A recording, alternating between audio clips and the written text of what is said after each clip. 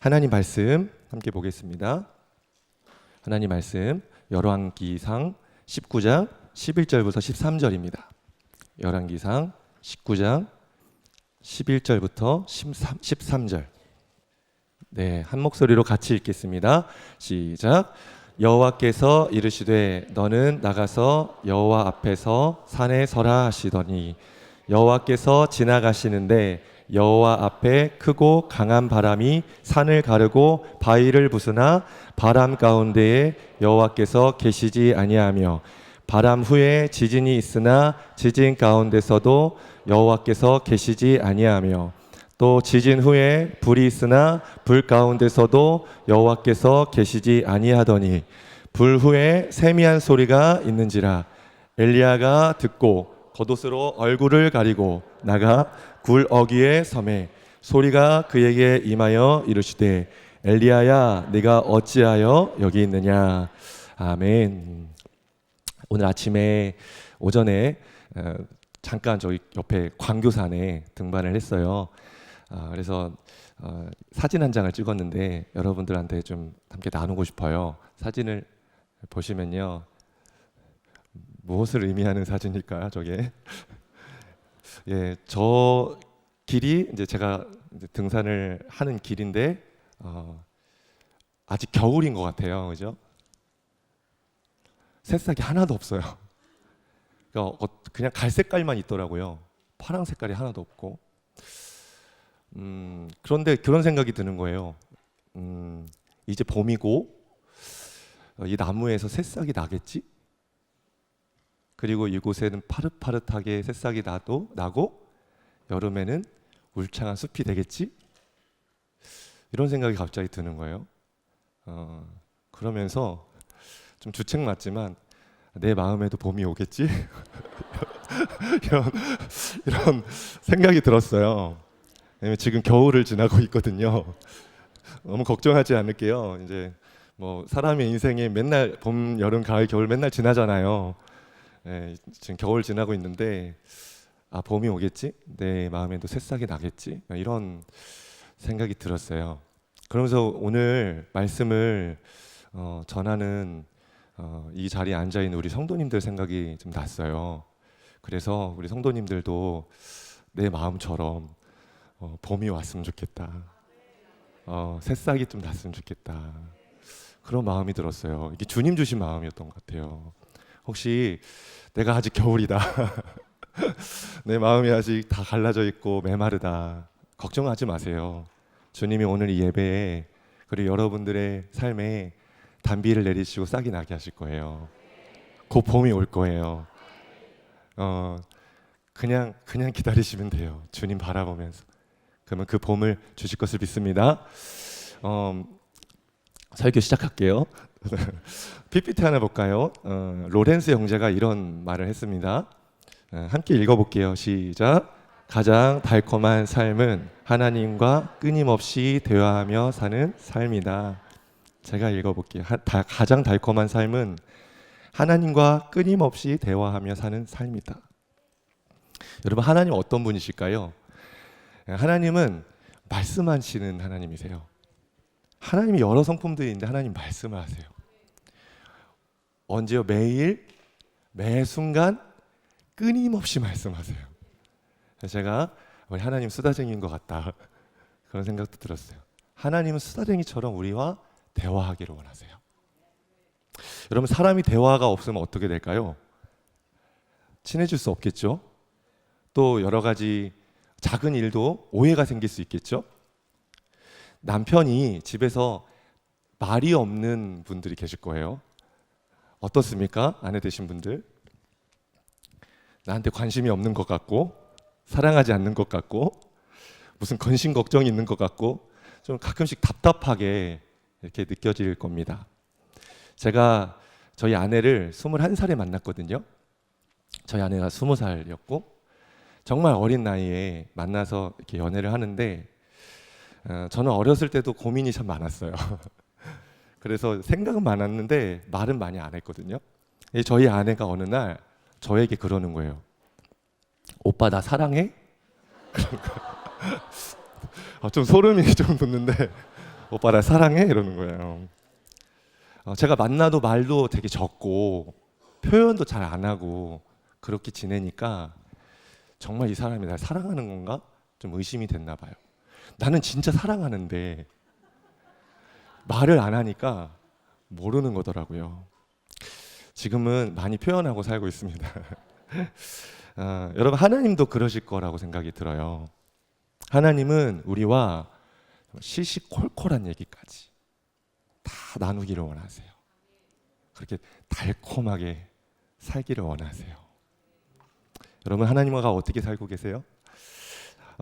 반면에 우상은 어떻습니까? 우상은 말을 못하죠. 그죠? 하박국 2장 18절 말씀이에요. 같이 읽어보겠습니다. 시작. 새긴 우상은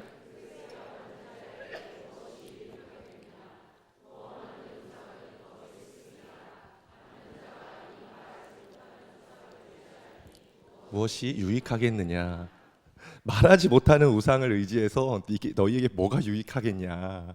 하나님 얘기하고 계세요. 우상은 실체가 없죠. 생명이 없죠. 그냥 사람이 만든 거예요. 그러니까 말을 못해요. 무슨 인격이 있겠어요? 나무와 금이 얘기를 하겠습니까? 돈이 자동차가 얘기를 하겠습니까? 얘기를 안 하는 거예요. 그냥 나 혼자 짝사랑하는 거예요. 이게 이 관계에는 생명이 없는 거죠. 여러분 성경 속에 하나님이 언제 말씀하시는지 아세요? 창세기에는요 1장 1절에 하나님이 말씀으로 천지를 창조하셨어요. 그리고 하나님의 사람들을 부르시죠. 노아에게 말씀하시고 아브라함에게, 이삭에게, 야곱에게 말씀하시죠. 모세오경에는 모세와 대화를 하세요. 그래서 어떻게 대화했냐면 마치 친구와 같이 대화하셨다고 나와요. 출애굽기 33장 11절 말씀. 밑줄 긋은 것만 한번 읽어봅시다. 시작.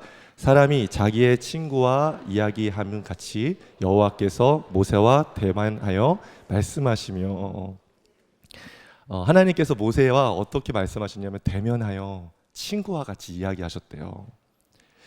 선지서에서는 하나님이 말씀하심으로 선지자들을 불러주시죠. 그리고 그들에게 말씀을 집어넣어 주심으로 열방을 향한 말씀을 하십니다. 그리고 나서 말라기의 끝으로 하나님이 침묵하시는 시간이 400년이에요. 이 400년 하나님이 말씀 안 하세요. 속상하셨던 것 같아요. 마음이 많이 상하셨던 것 같아요. 말씀을 안 하시고 침묵하시더니 신약시대에 마태복음 1장 1절에 예수님을 통하여 말씀하기 시작하십니다.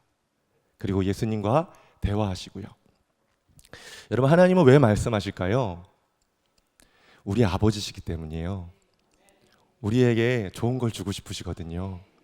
그러니까 우리에게 자녀된 우리에게 하나님 마음을 알려주고 싶으신 거예요. 또 하나님 우리 주인이시기 때문이에요. 주인이 종을 통치하는 방법은 말씀이거든요. 말씀을 하면서 말씀을 해야 종이 움직이는 거거든요. 그런데 정말 더 중요한 게 있어요. 하나님이 우리에게 말씀하시는 이유는 하나님이 나의 하나님이시기 때문이에요. 나의 하나님이기 때문에 얘기하는 거예요. 하나님이 남의 하나님이면 나한테 얘기 안 하세요. 나의 하나님이시기 때문에 나에게 얘기하시는 거예요. 아무리 잔소리가 많은 우리 엄마도 옆집 친구한테는 잔소리를 안 해요. 남이기 때문에. 엄마가 나에게 잔소리를 하는 이유는 친구들아 우리 엄마기 때문이야. 하나님이 나에게 말씀하시는 것은 하나님이 나의 하나님이시기 때문에 내가 너의 하나님이다 하고 말씀해 주시는 거예요. 예레미야 30장 22절 말씀 함께 읽겠습니다. 시작. 너희는 내 백성이 되겠고 나는 너희들의 하나님이 되리라. 하나님은 이스라엘의 하나님이셨습니다. 그리고 많은 선지자들의 하나님이셨고요. 그런데 오늘날 그 하나님은 나의 하나님이십니다. 나의 하나님. 자, 요한복음 8장 47절 말씀 같이 읽겠습니다. 시작. 하나님께 속한 자는 하나님의 말씀을 듣나니 너희가 듣지 아니함은 하나님께 속하지 아니하였음이로다.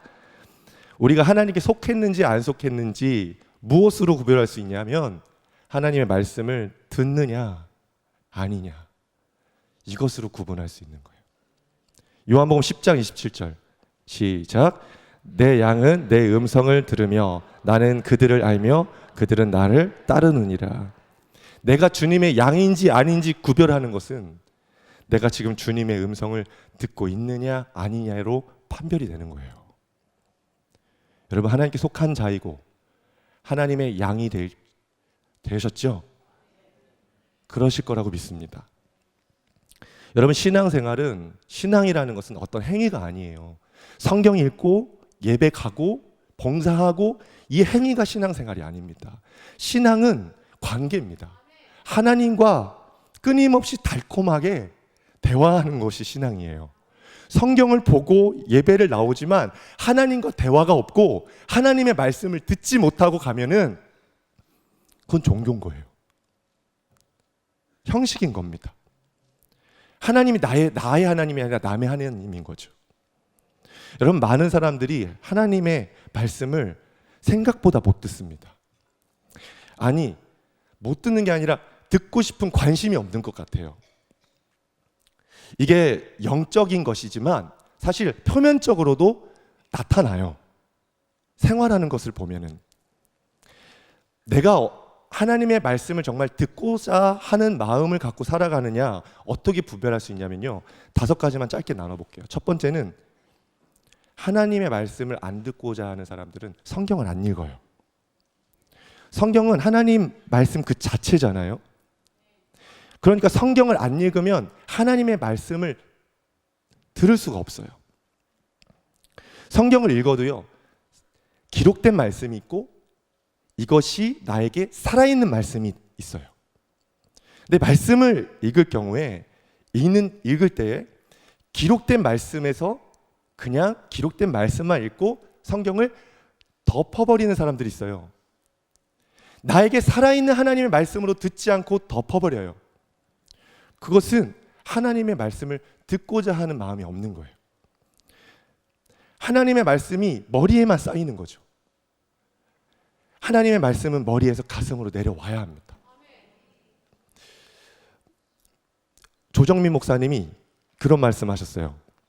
성경을 안 읽으면 크리스천이 아니다. 굉장히 극단적인 말씀인데 맞는 말이라 생각해요. 성경을 안 읽으면 크리스천이 아니다. 진짜 크리스천은 한 책의 사람이 돼야 돼요. 많은 책 말고, 세상에 여러 가지 미디어 말고 한 책의 사람, 그 책을 사랑하며 사는 사람이 진짜 크리스천이에요. 자, 두 번째는 기도를 안 해요. 많은 성도들이요, 생각보다 기도를 못하고 살아가요. 제가 안 한다기보다는 못한다고 표현을 할게요. 정말 우리 형제님들 보면은 기도를 못해요. 아침에 일어나서 눈 비비면 출근하고 밤 늦게까지 야근하고 그렇게 들어오세요. 진짜 시간이 없으시더라고요. 정말 이해가 돼요. 하루에 20분, 30분 기도하시는 분 계세요. 1시간 정해놓고 기도하시는 분 계세요. 많이 없을걸요? 이곳에 앉아있는 우리 여러분들은 많이 하실 것 같고 많이들 없을 거예요. 시간이 없어서. 그런데요, 사실 이게 핑계입니다. 시간이 없는데 앉아서 커피 마실 시간은 있거든요. 자기 전에 유튜브 볼 수 있는 시간은 2, 30분 지나가거든요. 그러니까 기도할 시간이 없다는 건 사실 따라해봅시다. 핑계다. 핑계인 거예요. 자기 전에 무릎 꿇고 기도하면 되는 거예요. 근데 왜 제가 기도를 얘기하냐면, 기도는 여러 가지 일상생활 속에 하나님의 말씀과 음성을 들을 수 있는 채널이 있는데, 기도는 하나님의 음성이 가장 잘 들리는 채널이에요. 무릎 꿇고 기도하면 하나님의 말씀이 들려와요. 그래서 기도해야 되는 거예요. 세 번째는 설교 시간에 딴 생각하고 좁니다. 하나님 말씀을 들을 마음이 없는 사람들이에요. 딴 생각을 계속하고 졸아요. 이건 진짜 말씀에 관심이 없는 사람인 거예요. 근데 이게요, 우리 성도들에게만 문제를 찾을 수는 없어요. 왜냐면 이 강단에 있는 목사들도 문제거든요. 재우는 게 문제거든요. 네. 은혜가 없는 설교, 은혜가 없는 예배, 사실 이것도 문제긴 합니다. 제가 얼마 전에 한 성도님과 대화를 나누다가 그 성도님이 우리 교회 새가족 신방을 제가 했는데 되게 많이 변하셨거든요. 그래서 제가 자매님 정말 많이 변했어요. 처음 봤을 때보다 지금 너무 많이 성장하셨어요. 그렇게 말씀드렸어요. 그랬더니 이분이 저한테 이런 얘기를 하는 거예요. 이전 교회를 다닐 때는 목사님 말씀이 안 들렸어요. 그런데 우리 교회 와서부터는 말씀이 들려요. 말씀이 들리니까 변화되는 거예요. 성장이 되는 거죠. 제가 고등학교 때까지, 부끄러운 고백인데, 예배 시간에 진짜 많이 졸았어요. 설교 시간에 진짜 많이 졸았어요. 왜냐하면 우리 목사님 설교가 너무 졸렸거든요. 정말 졸리게 설교를 하셨어요. 그러다가 제가 20살에 서울에 학교 때문에 올라와서 신앙생활을 이제 서울에서 했는데, 거기서 한 청년 공동체에 들어갔어요. 근데 목사님 말씀이 굉장히 살아 있었어요. 예배가 살아 있었어요. 그래서 그때부터 제가 예배를 안 졸기 시작했어요. 말씀이 들리는 거예요. 찬양 속에 하나님 말씀이 들리는 거예요. 여러분, 우리 교회는 참 감사하게도 예배가 살아 있고요, 말씀이 살아 있어요. 그런데 여기서 주무시면 답이 없는 거예요. 정말로요, 여러분. 어느 교회 가보세요. 어느 교회를 가보세요. 이런 예배와 이런 말씀을 들을 수 있는지. 그런데 여기서 지금 졸고 있다? 다른 데 가도 소망이 없습니다. 그러니까 지금 여기서 이 교회에서 우리 수지선한 목자께서 결판을 내야 되는 거예요. 나는 말씀 듣겠다. 하나님 만나겠다. 자, 여기까지는 여러분 해당이 안 되시죠? 주님, 나는 아니지요. 아마 이렇게 고백하실 겁니다. 그런데 그 다음부터 여러분들에게 해당이 될 겁니다. 네 번째는 눈물이 마른 지가 오래됐습니다. 하나님의 말씀이 안 들린 삶이 오래되면서 눈물이 마른 지가 오래됐습니다. 찬양하고 말씀 듣고 기도하는데 눈물이 나야 되잖아요. 하나님 말씀이 들리면 눈물이 날 수밖에 없어요. 감동과 감화가 일어날 수밖에 없어요. 그런데 눈물이 멈췄어요. 성경에 예수님이 우시는 장면들이 많이 나와요. 왜냐하면 예수님은 하나님 아버지의 정서를 가지고 있기 때문이에요. 그러니까 예수님은 어떤 상황에 나사로를 비유하죠. 나사로의 무덤 앞에 하나님 아버지의 정서를 느꼈어요. 그리고 예수님은 눈물을 흘리셨어요. 예전에 패션 오브 크라이스트 영화 보신 적 있죠? 거기에 예수님께서 십자가에 못 박히실 때 하늘에서 비가 떨어지는데 그 비가 눈물방울처럼 떨어져요. 이게 감독이 일부러 그렇게 표현을 한 거예요. 하나님은 우리의 아픔, 슬픔, 고통 다 아세요. 그래서 우리가 힘들고 답답하고 넘어지고 절망했을 때 하나님도 울고 계세요. 그렇기 때문에 하나님의 음성이 들리고 말씀이 들리면 그 하나님의 마음이 전이 되거든요. 눈물이 날 수밖에 없어요. 내가 눈물이 마른 지 오래됐습니까? 그렇다면 지금 하나님의 말씀을 들은 지 아주 오래됐다라는 바로미터입니다. 엊그저께 눈물이 났다면 그 시간에 하나님 말씀하신 거고요. 내가 지금 한 달, 100일 넘도록 눈물 한 방울 안 흘리고 있다. 기도해도 은혜가 없다. 한다면 하나님의 말씀이 지금 끊어져 있는 것입니다. 자, 다섯 번째, 영적 성장과 변화가 일어나지 않습니다. 내 삶에 변화가 없고 영적 성장이 없어요. 하나님의 말씀이 들리지 않기 때문에. 신앙에는 3대의 요소가 있습니다. 첫째는 동행입니다. 하나님의 숨결을 느끼면서 하나님의 인기척을 느끼면서 하나님과 함께 살아가는 동행을 하는 거예요. 두 번째는 회개예요. 자신의 어긋난 삶을 캐치하고 반성하고 그것을 하나님의 십자가 앞으로 갖고 나아가서 회개하는 겁니다. 세 번째는 변화예요. 신앙생활 하나님의 성품을 알아가고 그 하나님의 성품을 닮아가고자 하는 소원이 일어나야 되는 거예요. 신앙생활은 이 3대 요소가 꼭 있어야 되는 거예요. 그런데 이 세 가지 변화가 언제 일어나죠? 말씀이 들려올 때. 말씀이 들리지 않고 동행할 수 없고 들리지 않고는 하나님의 성품을 알 수가 없거든요. 여러분, 우리에게 영적 성장이 멈췄습니까? 변화가 일어나지 않고 있습니까? 내가 변화되고 싶은 그 갈망조차도 지금 없습니까? 그렇다면 지금 하나님의 말씀이 들려오지 않는 것입니다.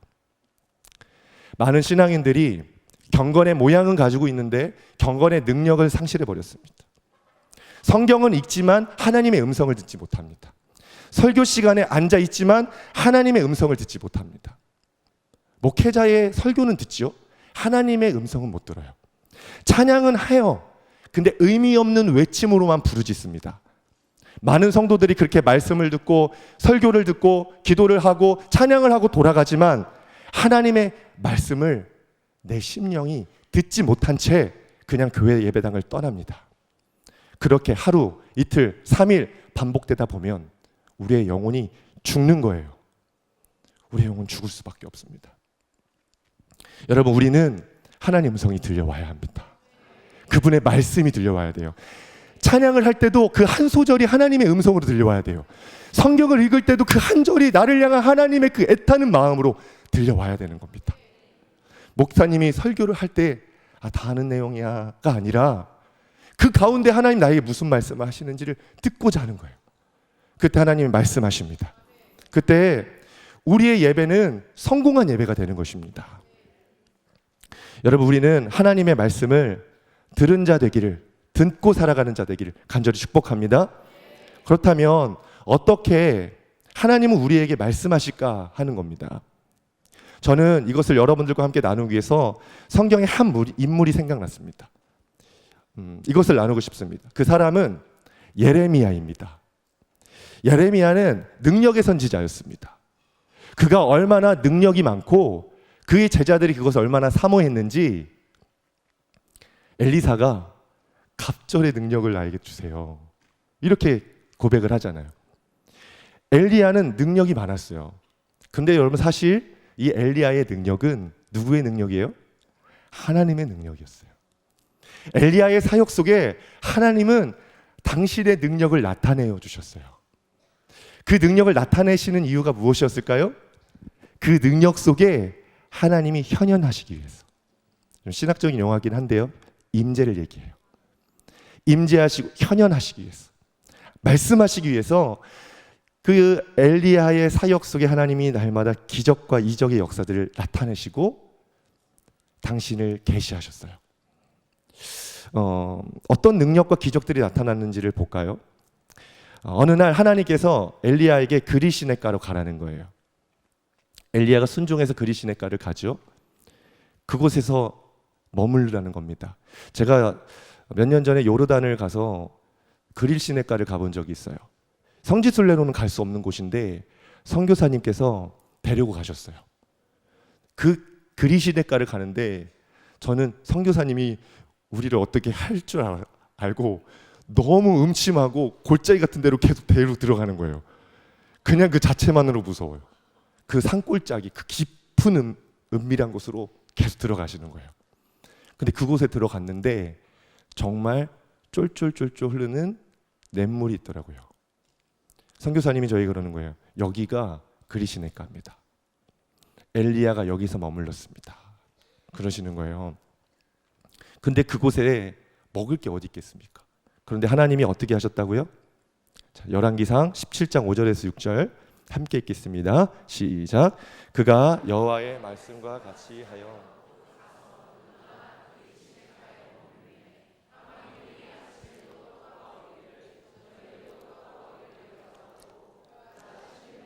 마셨으나 하나님이 이 엘리야에게 먹을 것을 다 채워주십니다. 걱정하지 마. 아침에 일어나면 저기 멀리서 까마귀가 깍깍깍 날라오는 거예요. 고기를 물고 날라오는 거예요. 저녁이 되면 배고플 때 저 멀리에서 까마귀가 깍깍하고 고기를 가지고 오는 거예요. 여러분, 내가 배고프고 내가 무엇인가 필요할 때 하나님이 공급하시는 거 경험해 본 적 있으시죠? 저도 기가 막히게 경험한 적이 많이 있거든요. 하나님이 그렇게 우리 가운데 나타내시더라고요. 자, 하나님이 그렇게 나타나셨는데 어느 날 한 여인이 아들이 죽었어요. 병들어 죽었어요. 그때 엘리야가 이 아이를 침대에 눕혀요. 그리고 그 아이와 엘리야의 몸을 이렇게 3번 이렇게 맞춰요. 그러면서 엘리야가 기도를 합니다. 주 나의 하나님, 이 아이의 호흡이 돌아오게 해주십시오 하고 기도를 합니다. 그때 하나님께서 이 엘리야의 부르짖는 기도를 들으시고 아이를 살려주십니다. 하나님이 이렇게 때때로는 초자연적인 역사들을 일으키시면서 하나님의 현현하세요. 내가 여기 있다 하고 그분 당신을 나타내십니다. 자, 그러면서 엘리야에게 사역에 있어서 굉장하게 성공한 사역이 하나가 있죠.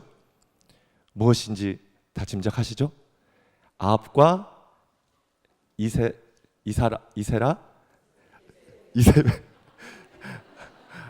갑자기 생각이 안 나네요. 이세벨 아니에요. 아합과 아세라 갑자기 생각이 안 나요. 바알과 아세라. 예, 여기 서 보세요. 머리가 하얘져요. 생각이 갑자기 안 났어요. 몇 명입니까? 죄송해요. 850명. 850명과 갈멜산에서 싸움을 합니다. 엘리야가 하나님을 향한 믿음이 대단했던 것 같아요. 그래서 제단에 물을 3바가지나 붓습니다. 그리고 고랑을 파가지고 그 고랑에 물이 가득 찰 정도로 물을 붓습니다. 그리고 하나님께 기도할 때 하나님이 하늘에서 불을 떨어뜨리셔서 그 제단을 다 태우십니다. 그리고 모든 선지자들을 다 죽이십니다. 엘리야는 850명의 이 거짓 선지자들과 싸워서 큰 승리를 거뒀습니다. 그리고 비를 내리게 하죠. 갈멜산 꼭대기에 올라가서 무릎을 꿇고 얼굴을 무릎 사이에 집어넣습니다. 제가 아까 집에 가서 해봤어요. 근데 저는 안 들어가더라고요. 이 무릎 사이에 머리가 상체가 길어서 무릎 사이에 안 들어가는 것 같아요. 여러분 해보지 마세요. 여러분 안 될 걸 알아요. 뱃살 때문에 안 될 걸 알기 때문에 해보지는 마세요. 이따 기도하시면서 이렇게 거기에 팔리시면 안 됩니다. 아무튼 이게 굉장히 힘든 자세거든요. 무릎을 꿇고 무릎 사이에 머리를 집어넣어요. 그러면서 기도를 합니다. 그럴 때 저 멀리서 손바닥 같은 작은 구름이 하나가 떠올라요. 손바닥 크기만한 구름이. 그리고 그것이 큰 비가 내립니다. 엘리야의 이 큰 영적 싸움, 영적 승리 안에 하나님이 임재하셨고 엘리야는 그 승리 안에서 하나님을 만났습니다. 왜냐하면 이 사역들은 하나님 아니면 설명이 안 되기 때문에. 그런데 이상할이 많지 이 큰 사역의 성공을 거두고 나서 엘리야가 영적인 탈진이 옵니다. 마음이 상하고 우울한 감정에 휩싸이기 시작합니다. 왜 그랬을까요? 왜 이렇게 엄청난 큰 사역의 성공을 거두고 엘리야는 우울함과 영적 탈진에 빠졌을까요? 자, 19장 1절에서 2절 말씀을 읽어보겠습니다. 시작. 아합이 엘리야가 행한 모든 일과 그가 어떻게 모든 선지자를 칼로 죽였는지를 이세벨에게 말하니 이세벨이 사신을 엘리야에게 보내어 이르되 내가 내일 이맘때에는 반드시 내 생명을 저 사람들 중 한 사람의 생명과 같게 하리라. 그렇게 하지 아니하면 신들이 내게 벌 위에 벌을 내림이 마땅하니라 한지라. 엘리야가 영적으로 탈진한 이유가 뭔지 아세요? 이세벨 때문이에요. 거의 다 끝난 것 같은 승리였어요. 엘리야의 계획대로라면 이 승리 이후에는 아합 가문이 종말하고 이스라엘 백성들을 회개하고 나와야 되는, 해피 엔딩이 돼야 되는 거예요. 그런데 뜬금없이 이세벨이 등장해요. 그리고 엘리야를 죽이겠다고 달려듭니다. 왜 하나님께서는 이 싸움 이후에 하나님의 그 역사를 종결시키시지 않으셨는지 그 이유는 우리는 다 알 수는 없어요. 그런데 엘리야는 마음이 상했던 것 같아요. 하나님 언제까지입니까? 와, 하나님 언제까지입니까? 내가 이 사역을 언제까지 해야 되는 겁니까? 이 아합감은 너무나 끈질깁니다. 내가 언제까지 이 가문과 싸워야 되는 겁니까? 하나님에 대한 섭섭함과 분노가 막 올라오는 거예요. 그리고 영적인 탈진이 일어나기 시작합니다. 그렇게 해서 어떻게 하나요? 못하겠다고 주랭랑을 칩니다. 자, 19장 3절 말씀 함께 읽겠습니다. 시작. 그가 이 형편을 보고 일어나 자기의 생명을 위해 도망하여 유다에 속한 부엘세바에 이르러 자기의 사환을 그곳에 머물게 하고, 부엘세바에 가요. 거기에는 7개의 우물이 있어요. 이 7개의 우물은 많은 언약이 이 우물가에서 이루어졌습니다. 자, 언약이라는 키워드를 가지고 계세요. 그러면 엘리야가 사환을 거기에 머물게 하고 자기는 도망가요. 무엇을 의미하는 거죠? 선지자 직무를 내려놓겠다라는 의미인 겁니다. 못하겠다는 겁니다. 나 이제 목회 그만하겠습니다. 하나님, 나 이제 목사 안 할 거예요. 나 이제 사역 안 할 거예요. 하고 목사가 사역을 내려놓는 거예요. 우리 성도님들이 하나님, 나 이제 봉사 안 할 거예요. 이제 교사 안 할 거예요. 교사 내려놓는 거예요. 하나님, 나 이제 교회 안 다닐 거예요. 하나님, 너무 하나님 실망했습니다. 하나님, 교회 안 다닐 겁니다. 못하겠다고 다 내려놓고 도망가는 겁니다. 자, 4절 말씀 함께 읽겠습니다. 시작. 자기 자신은 광야로 들어가 하룻길쯤 가서 한 로덴 나무 아래에 앉아서 자기가 죽기를 원하여 이르되, 여호와여, 넉넉하오니 지금 내 생명을 거두시옵소서. 나는 내 조상들보다 낫지 못하니이다 하고. 로뎀 나무는 쌀이과의 나무입니다. 이 로뎀 나무는 그래서 잎사귀가 거의 없어요. 하나도 없어요. 그래서 해를 가릴 수가 없어요. 그러니까 이 로뎀 나무 아래에 앉았다라는 것은 쉴 수 없는 곳이라는 얘기인 거예요. 제가 어느 교회에 가보니까요, 교회 카페 이름이 로뎀 나무예요. 로뎀 나무 쉴 곳이 아닌데 카페 이름을 로뎀 나무로 줬어요. 우리 교회 얼마나 좋습니까? 엔게디. 엔게디 쉴 곳이잖아요. 그래서 우리 목사님이, 농담인데요, 진짜 네이밍을 잘하세요. 네, 네이밍을 참 잘했어요. 베델 제풀. 이 산에 하늘이 열려 있는 것 같잖아요, 그죠? 산 사이에 이 자리, 하늘이 열려 있어요.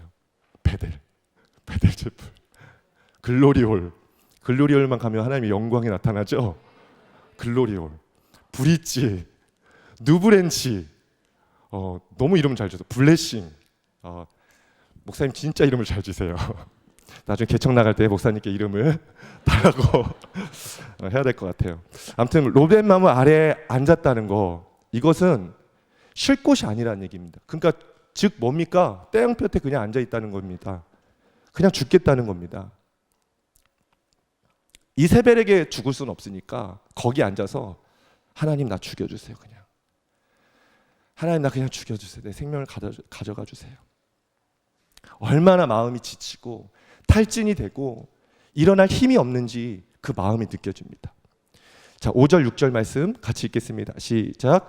로뎀 나무 아래에 누워 자더니 천사가 그를 어루만지며 그에게 이르되, 일어나서 먹으라 하는지라. 본즉 머리맡에 숯불에 구운 떡과 한 병 물이 있더라. 이에 먹고 마시고 다시 누웠더니.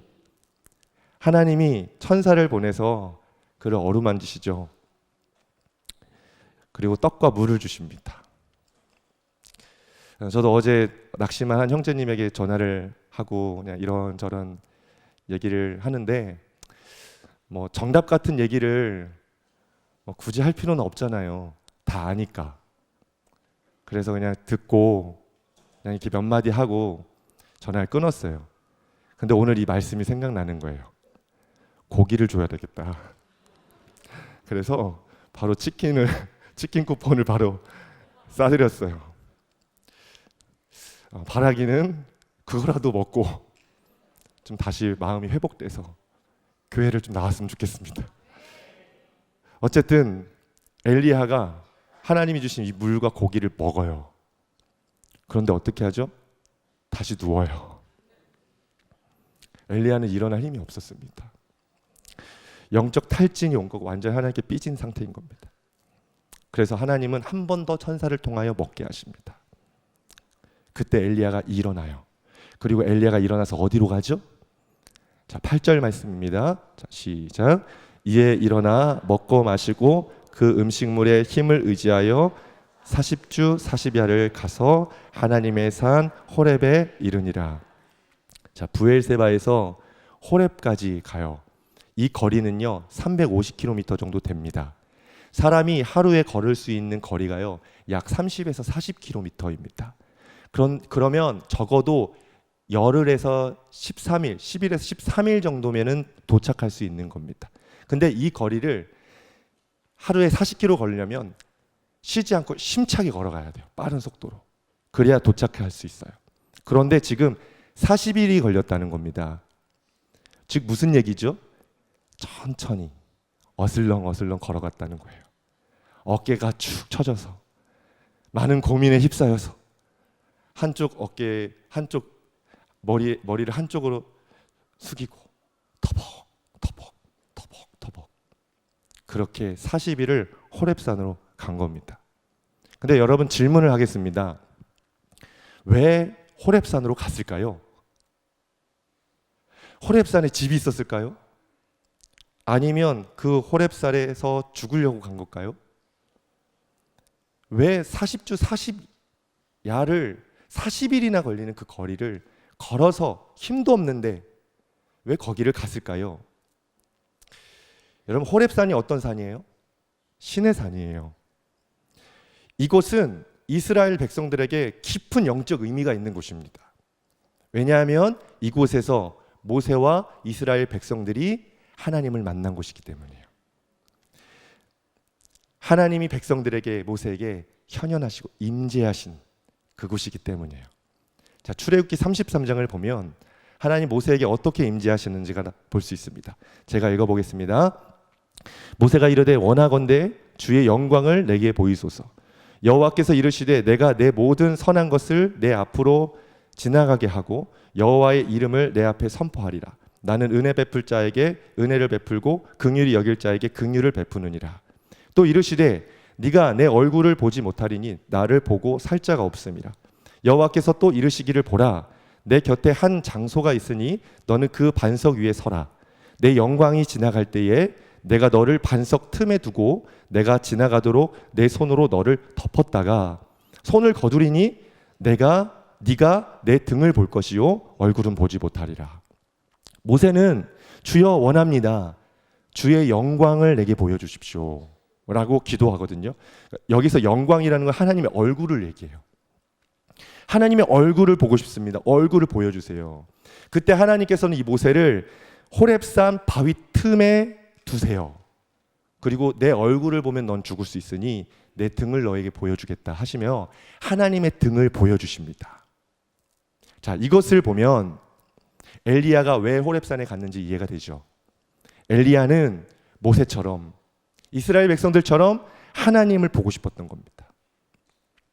사역은 못하겠다고 도망왔고 내가 하나님의 능력을 나타낼 그런 사역을 할 만한 상태는 아니에요. 힘이 없어요. 그동안 기적과 이적과 여러 가지 하나님의 역사들을 통하여 하나님의 현현을 맛보았고 하나님의 음성을 들었어요. 그런데 이제는 내가 그 사역을 할 수는 없는 거예요. 그러니까 어떻게라도 하나님을 봐야겠다 하고 호렙산을 찾아간 겁니다. 그러나 하나님은 오늘 이 엘리야에게 하나님을 만나는 모든 고정관념을 다 깨부십니다. 나의 임재는 네가 생각한 대로 대단한 기적과 이적과 어떤 현상으로만 나타나는 것이 아니다. 나는 다른 방법으로도 너에게 나타날 수 있고 너에게 말할 수 있다.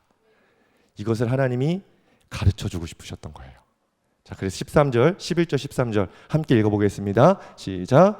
여호와께서 이르시되 너는 나가서 여호와 앞에서 산에 서라 하시더니 여호와께서 지나가시는데 여호와 앞에 크고 강한 바람이 산을 가르고 바위를 부수나 바람 가운데에 여호와께서 계시지 아니하며 바람 후에 지진이 있으나 지진 가운데서도 여호와께서 계시지 아니하며 또 지진 후에 불이 있으나 불 가운데서도 여호와께서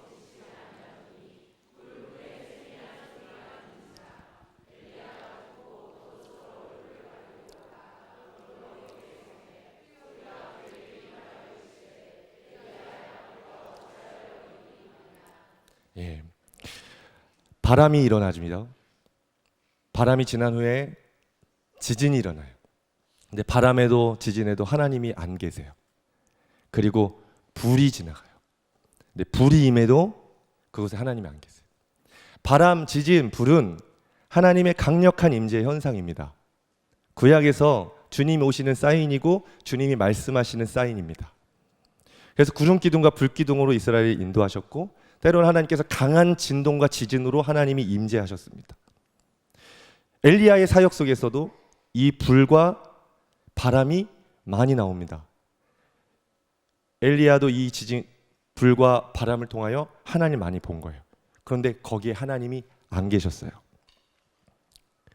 하나님이 지금 엘리야에게 다른 차원으로 임재하시고 말씀하고 싶으셨던 거예요. 하나님 그것을 엘리야에게 알기를 바라셨던 겁니다. 그 방법이 무엇이라고 나옵니까? 세미한 소리입니다. 세미한 소리. 다른 역본을 보니까요, 작은 목소리, 작은 속삭임. 세번역 성경 보니까 부드럽고 조용한 소리, 이렇게 기록이 돼 있어요.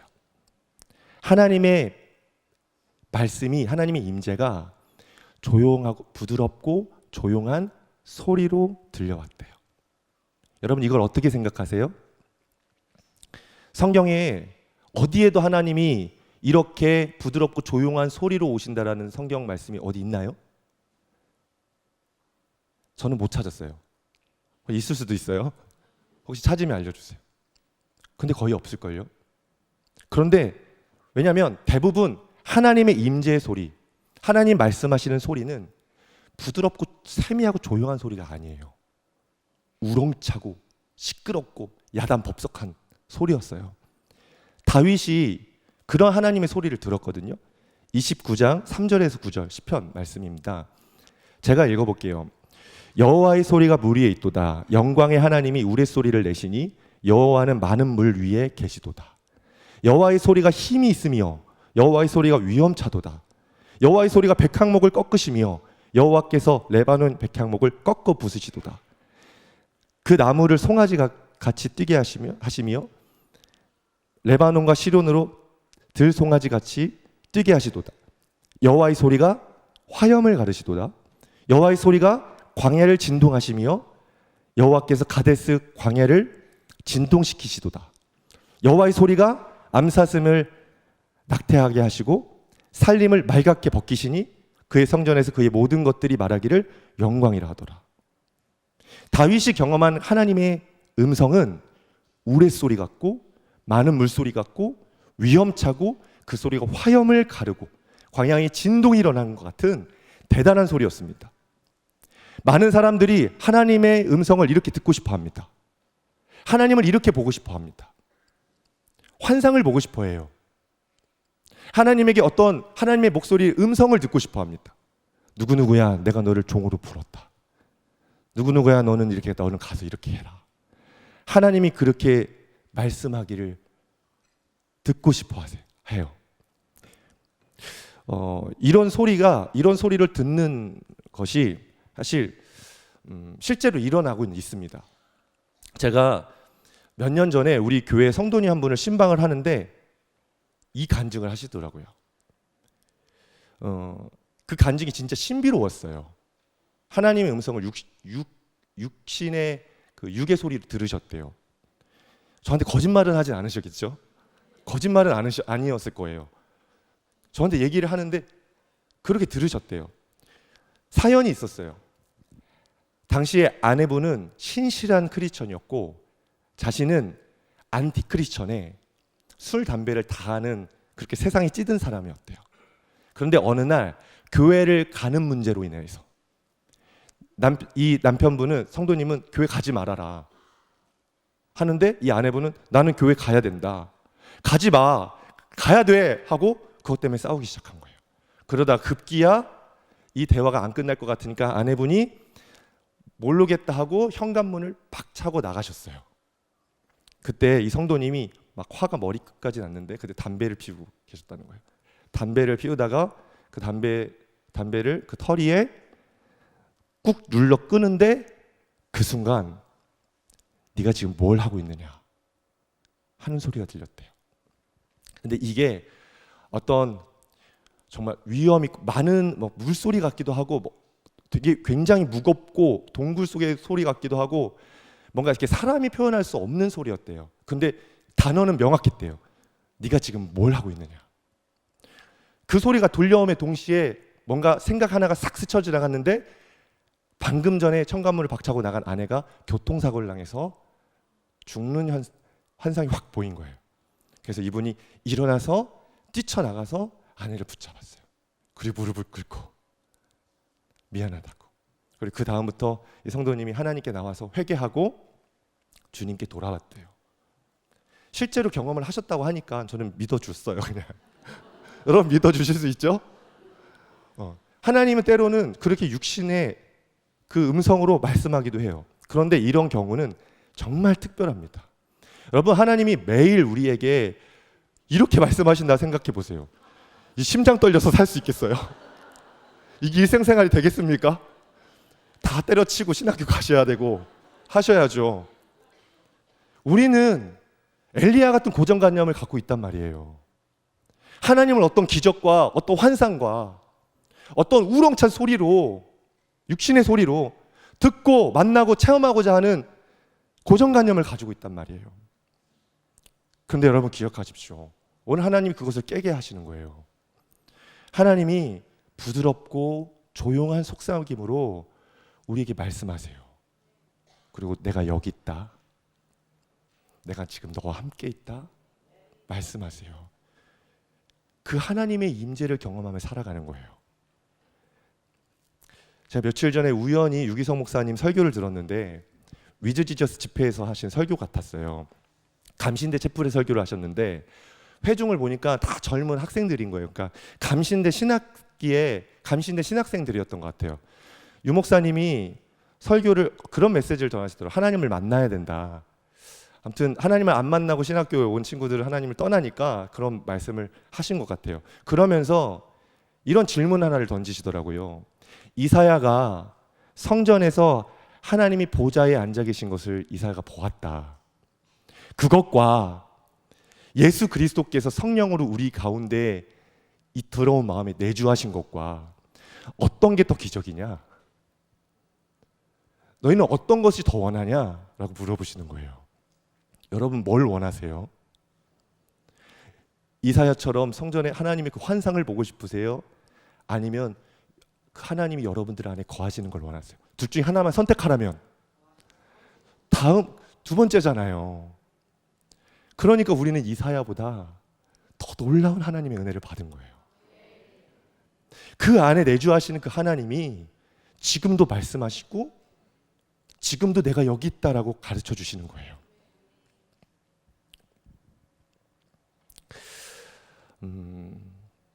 엘리야는 기적과 이적을 늘 경험했던 사람이었는데 영적 번아웃이 왔어요. 우리의 삶에 이런 기적과 이적들을 날마다 경험하며 살아도 영적 번아웃은 와요. 그런데 하나님은 우리에게 결코 지치지 않게 영원히 생명을 얻게 살아가는 한 가지 방법을 주신 거예요. 그것이 우리 안에서 말씀하시는 것이었습니다. 지금도 하나님이 우리에게 그렇게 말씀하실 거예요. 너 언제까지 엘리야와 같은 패턴처럼 나를 만나려고 하니? 내가 너와 함께 있다는 것을 기억해라. 내가 너에게 지금 속삭이고 있다는 것을 들어봐봐. 환상 쫓지 말고 어떤 기적들 쫓지 말고 내 세미한 음성을 들어보라. 주님 이 시간 우리 모두에게 말씀하신 줄 믿습니다. 제가 아까 교육자 회의 끝나고 기도하는데 참 감사하게 교육자분들이 오늘 집회를 위해 저를 위해서 기도를 해주시더라고요. 저도 기도를 하는데 제 무의식적으로 그냥 습관적으로 하나님 불같이 임하여 주세요. 바람같이 진동처럼 임하여 주세요. 오늘 예배 그렇게 임하여 주세요. 제가 그렇게 기도하고 있더라고요.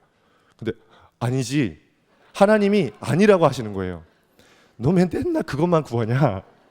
지금 이 예배 가운데 내가 너에게 말씀하고 있는데 너는 왜 그거를 듣지 않고 눈으로만 보려고 하냐? 여러분, 그게 필요 없다는 거 아닙니다. 때로는 그것을 주시기도 해요. 그런데 오늘 이 저녁에 하나님은 여러분들에게 세미한 소리로 말씀하기를 원하세요. 그거를 들었으면 좋겠습니다. 그럼 어떻게 하면 하나님 말씀을 들을 수 있을까요? 먼저 믿음을 사용하는 거예요. 들을 수 있다. 그리고 주님의 그 속삭임에 귀를 기울여야죠. 듣고자 갈망하면 귀를 기울이면 주님께서 말씀을 하십니다. 우리가 살아가면서 세상에 많은 소리들이 들려오잖아요. 근데 하나님의 말씀은 그 세상의 소리와 함께 섞여 있어요. 그래서 우리가 그 세미한 소리를 들으려면 더 영적인 귀를 열어야 되는 거예요. 제가 영상 하나 보여줄게요. 지지난주에 우리 교육자들과 제주도 리트릿을 갔어요. 그때 숙소에서 아침에 일어나서 혼자 이제 이렇게 바깥에 나가서 이렇게 산책을 하는데 새소리가 들리는 거예요. 저기 바다가 보이고 이렇게 유채꽃밭이 보이고 새소리가 들리는데 너무 행복한 거예요. 근데 그때 저의 소리를 방해하는 한 소리가 있었어요. 그게 무슨 소리인지 한번 들어보세요. 자, 제가 틀어봐 주세요.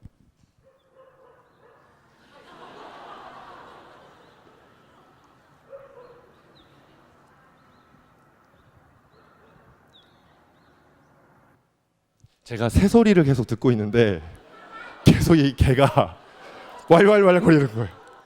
아, 산통 깬다. 진짜 산통 깬다. 아니, 풍경도 너무 좋고 새소리가 내 마음을 치유하는데 개가 옆에서 왈왈왈. 근데 제가 어떻게 했을까요? 개소리를 듣지 않고 계속 새소리에 집중했어요. 그리고 그 새소리의 마음에 치유를 얻었습니다. 여러분, 세상에는 참 많은 개소리가 있습니다. 참 사단의 개소리들이 정말 많습니다. 그 사단의 개소리도 세미하게 얘기해요. 저렇게 새소리와 개소리가 섞인 것처럼 하나님의 소리와 섞여서 얘기를 해요. 근데 제가 이 원리를 배웠다니까요. 개소리 무시하고 새소리에 귀를 기르는 거예요. 그땐 개소리가 들리지 않아요.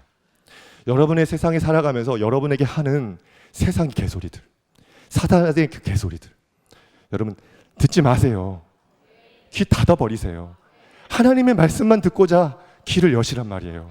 그때 하나님이 여러분에게 말씀하실 거예요. 세미한 음성이 들려오게 될 것입니다. 이사야 55장 3절 말씀 함께 읽겠습니다. 시작. 너희는 귀를 기울이고 내게로 나와 들으라. 그리하면 너희의 영혼이 살리라. 믿음으로 취하시길 바랍니다. 너희는 귀를 기울이고 나에게 와서 내 말을 들어라. 너희는 살 거야. 여러분, 하나님의 말씀을 듣는 사람들은 다 살아납니다. 이게 진리입니다. 하나님 우리에게 다양한 방법으로 말씀하시고요. 그 방법을 통해서 우리가 들을 때 우리는 살아납니다. 제가 얼마 전에 송지은 자매님의 그 박이 형제랑 교제하고 결혼한다더라고요, 가을에.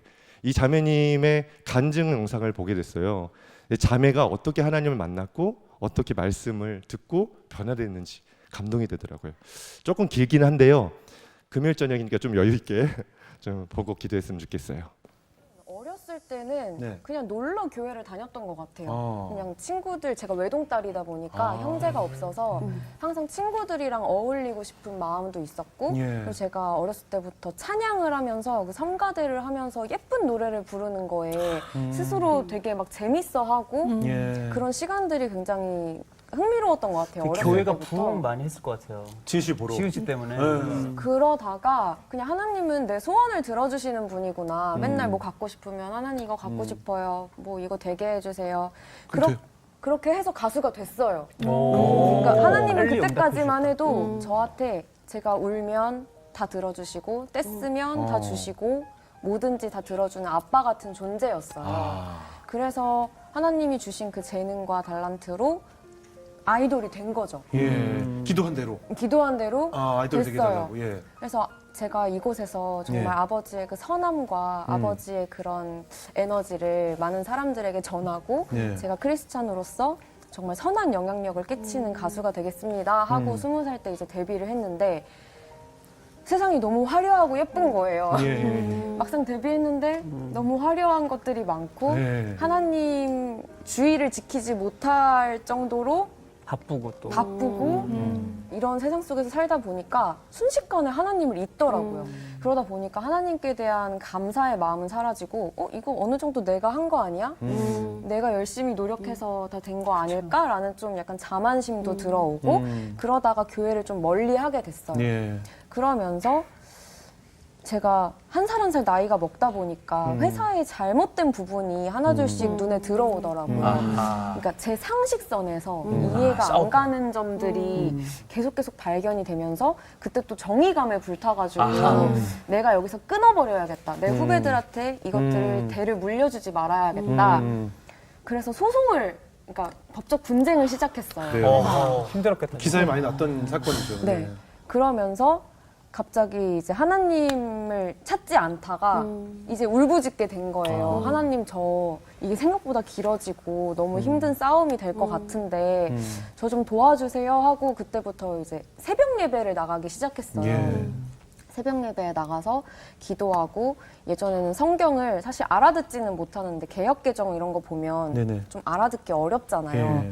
근데도 그냥 성경이니까 읽어야지 이러고 그냥 읽는 척만 하고 있다가 제가 요한복음 1장 1절을 새벽 예배 때 딱 읽었는데 태초에 말씀이 계시니라 그 예. 말씀이 곧 하나님이시라라는 그 구절을 보고 아 내가 하나님께 음성을 듣지 못해도 하나님이 내 삶에 이렇게 방향성을 직접적으로 제시해주지 않아도 이 성경 자체가 하나님이시구나.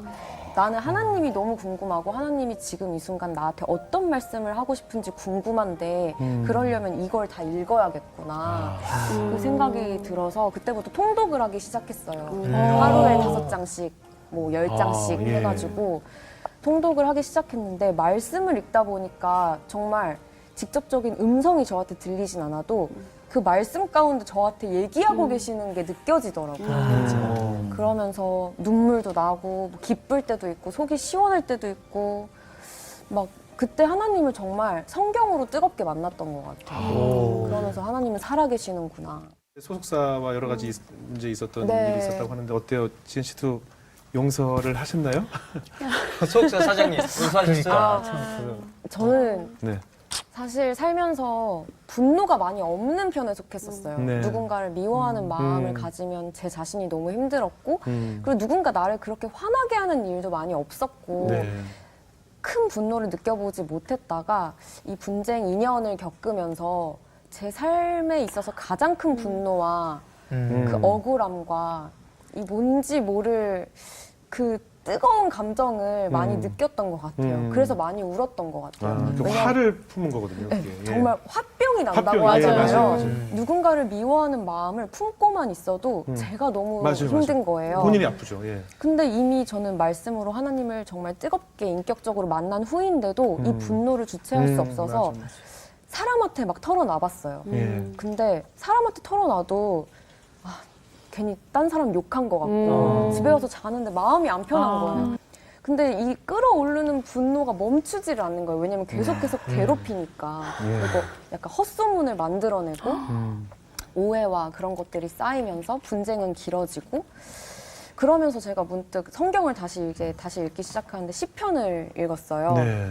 근데 제가 이 화를 막 욕을 하고 싶은데 시편에 대신 여기 써 있는 거예요. 맞아. 아, 저기 엄청나게 많아. 몇 장 몇 절이요? 나 좀 외우고 다니게. 아. 되게 많아요. 되게 많아요? 이래도 되나 싶을 정도로 이래도 되나 싶을 정도로 18 이런 건 그냥 없잖아. 아니 그냥 뭐 그렇지. 뭐 악한 막 자들은 어떻게 막 네, 멸하여 하나님이. 주시고 가끔 화가 날 때. 누가 껴들고 이럴 때. 정말 네. 있어요. 그렇게 멸하여 그럴 때가 달라는 있는데 그 화를 제가 대신 읽으면서 하나님 저 악인들을 멸하여 주시고 저 죄인들이 죄를 깨닫게 해주시고 아, 이해가 됩니다. 예. 근데 그러면서 문득 든 생각이 저 죄인? 나도 죄인이었는데? 라는 생각이 든 거예요. 나도 착하다. 나아갔어.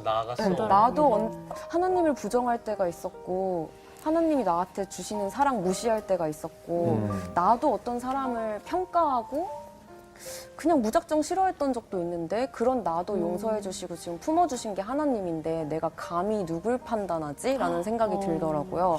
근데 그러면서 아 그래 판단은 하나님의 몫이었지 내 몫이 아니었다 라는 생각이 들면서 하나님 저는 못하지만 제 안에 있는 예수님의 이름으로 예수님의 힘으로 저 사람들을 용서합니다. 그게 다 왔어요. 네. 그 기도를 하면서 비로소 제 마음에 평안이 찾아온 거예요. 그러면서 그 찬양 있잖아요. 전쟁은 나 네. 하나님께 속한 것이. 속한 것이. 좀 불러주세요. 주를 그리고. 찬양. 네. 손을 들고 찬양 아, 전쟁은 나에게 속한 것 한 글씩 같이 해주세요.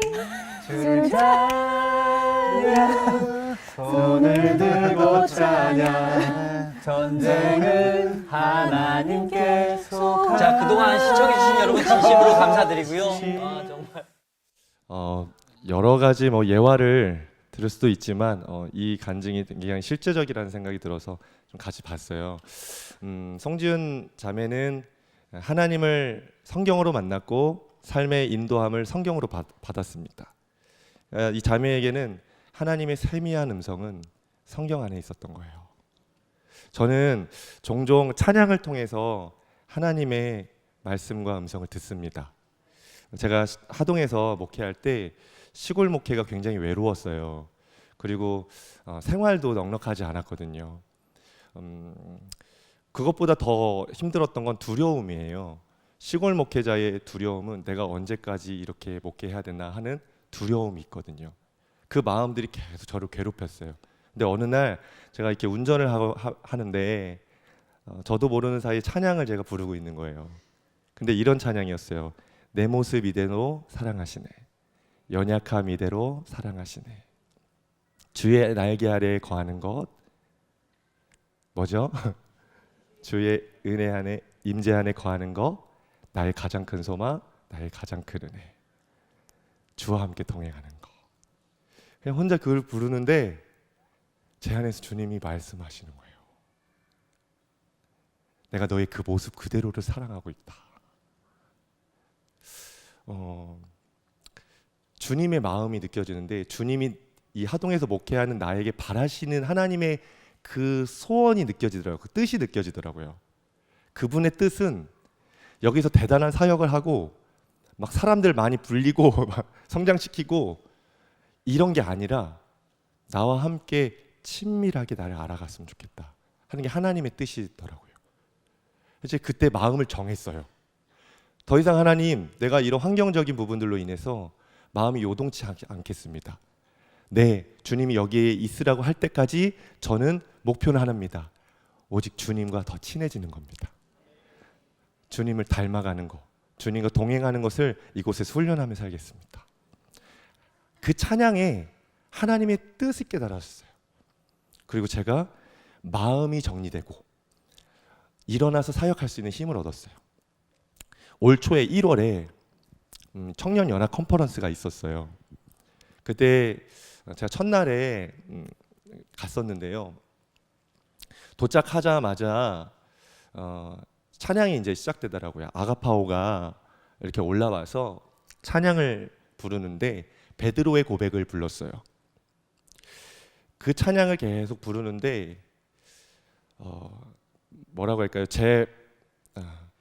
그 찬양팀은 그 순전해서 하나님의 그 영이 순전하고 부드러운 영이 이렇게 흐르는데 내 마음은 딱딱한 딱딱하게 굳어져 있고 굉장히 경직되어 있는 것 같은 상태라는 것을 보게 하셨어요. 뭐라 표현을 잘 못하겠어요.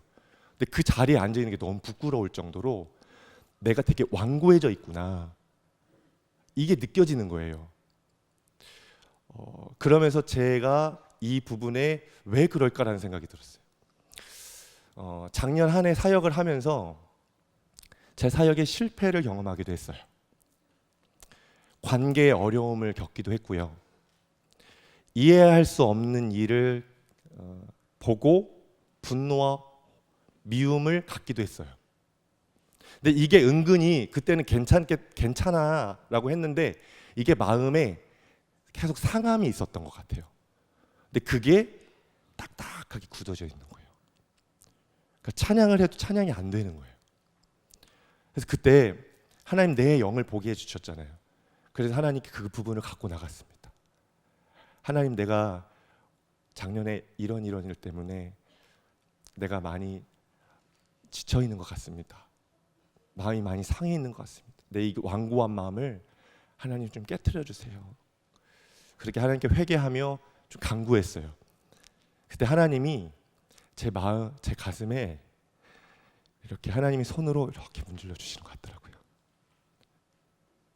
그러면서 찬양이 열렸어요. 베드로의 고백을 정말 눈물로 부르고 김무열 선교사님이 올라와서 설교를 하시는데 설교 중에 찬양 한 곡을 부르시는 거예요. 그 김도연의 샬롬이라는 찬양 있어요. 샬롬, 샬롬, 샬롬. 찬양 아시죠? 샬롬, 샬롬, 샬롬. 나의 아들아 딸아, 내니 두려워 말아라. 나의 아들아, 나의 딸아, 안심하라. 샬롬, 샬롬, 샬롬, 샬롬. 나의 평안을 주노라. 세상과는 다른 평화. 두려워 말라. 샬롬. 선교사님이, 그 우락부락한 선교사님이 샬롬 찬양을 부르시는데 죄송해요. 이 찬양의 가사가 하나님 말씀으로 들리는 거예요. 내 아들 우진아, 샬롬. 두려워하지 말아라. 평안을 주노라. 완전히 치유된 마음 안에 하나님이 말씀으로 딱 채워주시는 거예요. 그리고 나서 피날레는요, 목사님이 기도 인도하시는데 무슨 간증을 하시다가 사진 한 장을 딱 보여주셨거든요. 근데 그 사진이 제가 그 전주에 출애굽기를 읽으면서 구름 기둥을 보면서 묵상했던 사진인 거예요. 무지개 구름 기둥. 볼까요? 선교사님이 이 사진을 딱 띄워주시는 거예요. 하나님이 너희를 인도하실 거라고. 여러 가지 두려움과 염려들이 있었는데 하나님이 완전히 이제 못 박으시는 거예요. 정치시는 거예요. 내가 구름 기둥과 불 기둥으로 너를 이끌어 갈 거야. 말씀하시는 거예요. 네가 목회하면서 힘든 일 있지? 왜 네가 그렇게 괴로워하니? 모세처럼 나에게로 와서 내 얼굴을 구하렴. 내가 너를 인도할 거야. 정말 실제적으로 들리는 거예요. 정말 치유가 많이 됐습니다. 갈까 말까 되게 고민을 하다가 가야겠다 하고 갔는데 하나님 그 예배를 통해서 저를 정말 많이 치유하셨습니다. 여러분 안에도 그런 하나님의 말씀이 들려오길 간절히 축복합니다. 찬양 좀 할까요? 여러분 안에 이해하지 못한 일, 내가 생각해보지 못한 일, 그런 일을 만난 분들도 계실 겁니다. 영적으로는 완전히 번아웃 돼버려서 예배를 드려도 은혜가 안 되는, 교회도 가기 싫은 그런 영적 번아웃 상태에 있는 분들도 아마 계실 겁니다. 죄에 넘어지신 분들은 아마 믿음을 갈등할 거예요. 내가 이렇게 계속 죄에 넘어지고 실패하는데 내가 믿을 자격 있나? 자식의 그 패배감에 아주 짓눌려 있는 그런 분들도 계실 거예요. 어떤 분들은 진로 앞에, 미래의 계획 앞에 좀 조금은 답답한 마음과 상황 가운데 있는 분들도 있을 거예요. 또 어떤 분들은 가족의 어려움들, 경제적인 어려움들 있을 거예요. 그러나 여러분 꼭 기억할 것은 하나님이 말씀하시면 다 풀립니다. 하나님의 말씀이 들려오면 회복되고 하나님 말씀이 들려오면 일어날 수 있습니다. 모든 문제들은 하나님 말씀이 들려오면서 우리의 삶의 변화가 시작되는 것입니다. 여러분 안에 그 하나님의 말씀이 들려왔으면 좋겠어요. 오늘 찬양하면서 기도하면서 여러 가지 여러분들의 마음의 그 고민과 갈등과 어려움들, 혹시 삶은 평안한데 하나님과의 관계는 멀어져 있는 것 같고 신앙생활을 별로 기쁘지 않은 마음의 상태들, 하나님이 보실 때 온전하고 완전치 못한 우리의 모습들이 아마 있을 건데요, 하나님은 여러분들에게 지금 말씀을 하고 계세요. 왜냐하면 하나님은 여러분들의 그런 모습을 슬퍼하시기 때문에. 여러분 들었으면 좋겠습니다. 우리 함께 베드로의 고백 함께 찬양하면서 기도했으면 좋겠어요.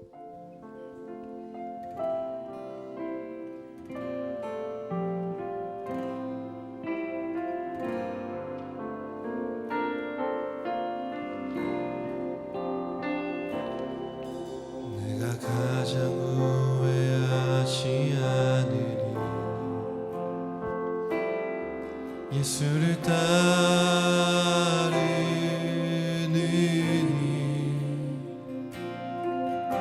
내 금을 버리고 내 사랑을 뒤로 하고 나를 부르신 주님과 동행하느니 나의 평생에 소원하느니 예수를 닮아가느니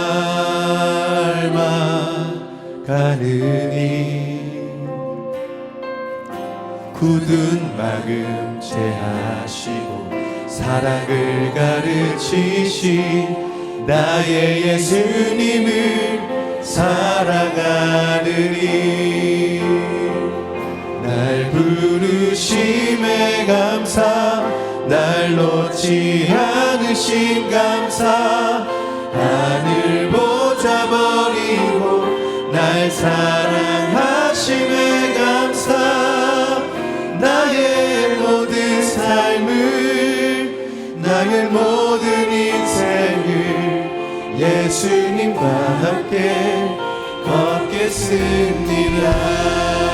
여러분 다시 한번 찬양할 텐데요, 일어나셔도 좋겠고 이 앞으로 나오셔서 찬양하실 분들은 앞에 나와서 찬양했으면 좋겠습니다.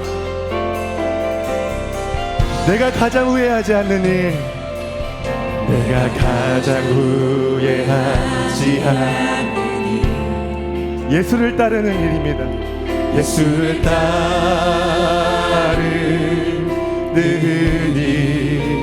아멘.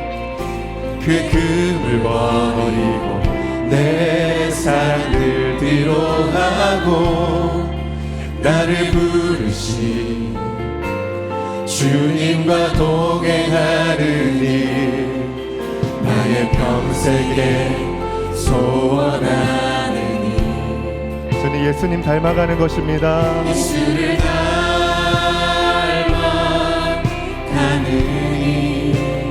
굳은 마음 제하시고 굳은 마음 제하시고 사랑을 가르치신 나의 예수님을 사랑하느니 날 부르심 감사 부르심에 감사 날 놓지 않으신 감사 하늘 보좌 버리고 날 사랑하심에 감사 나의 모든 삶을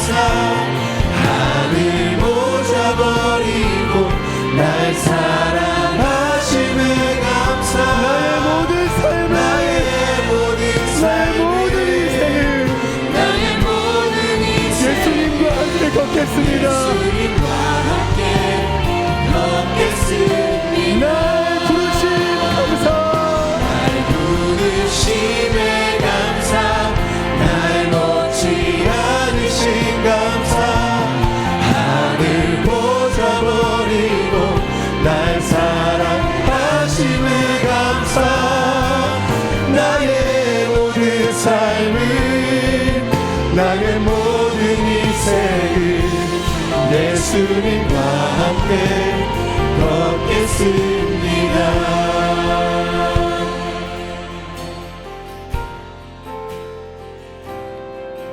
네가 나를 사랑하느냐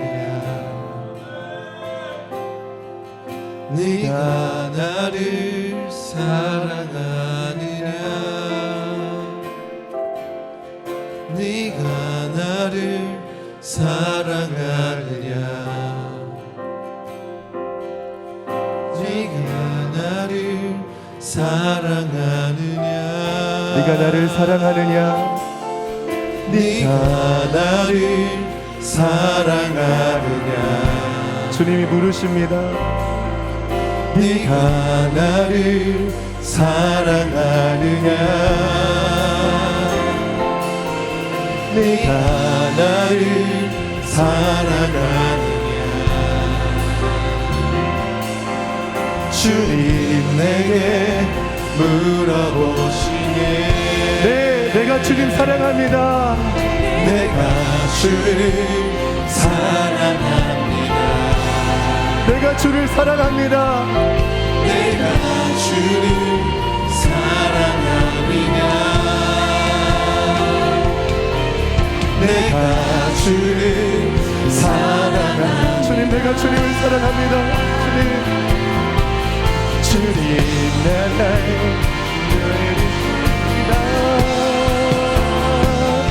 날 부르심에 감사 날 놓지 않으신 감사 하늘 보좌 버리고 날 사랑하심에 감사 나의 모든 삶을 나의 모든 인생을 예수님과 함께 걷겠습니다.